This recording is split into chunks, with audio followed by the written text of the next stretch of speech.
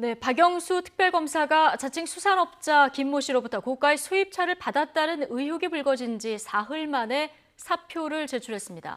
박 특검은 김 씨의 실체를 파악하지 못한 채 이모 부장검사에게 소개해준 점 등에 대해서 도의적인 책임을 통감한다고 밝혔습니다. 자, 취재 기자 연결해 보겠습니다.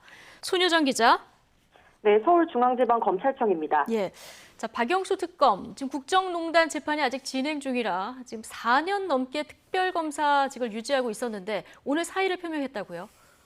네, 그렇습니다. 박영수 특별검사는 더는 특검 직무를 수행하기 어렵다고 판단했다며 오늘 청와대에 사표를 제출했습니다.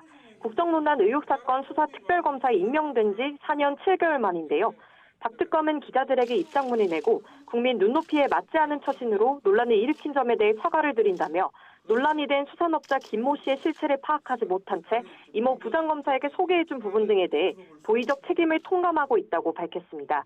이런 상황에서 특별검사로서 직을 수행하는 것은 국민에 대한 도리가 아니라고 판단해 퇴직을 결심했다고 설명했습니다. 다만 자신을 둘러싼 의혹에 대해선 사실과 다른 내용에 대해서는 차후 해명하겠다고 선을 그었습니다.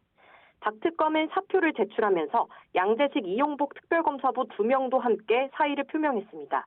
박 특검은 특별검사 조직을 재편할 필요가 있고 특별검사 자리가 비었을 때 특별검사부가 재판 등을 독자적으로 할 수 없다는 점을 고려했다고 설명했습니다. 박 특검은 지난 2016년 11월 국정농단 의혹 사건 수사 특별검사에 임명돼 박근혜 전 대통령의 구속과 실형 선고를 이끌어내기도 했는데요. 앞서 박 특검이 검사와 경찰, 전현직 언론인에게 금품을 건넸다고 알려진 수산업자 김 씨로부터 포르쉐를 받았다는 의혹이 불거졌습니다. 박 특검은 김 씨를 소개받아 몇 차례 식사를 한 건 맞지만 차량은 시승 권유를 받아 며칠 모고 반납했고 렌트비 250만 원 역시 김 씨에게 지급했다고 반박했습니다. 하지만 의혹이 불거진 지 사흘 만에 직을 유지할 수 없다고 보고 사표를 제출하게 된 겁니다. 국정농단 특검법에 따라 특검은 정당한 사유가 있을 때 대통령에게 사퇴서를 제출할 수 있는데요.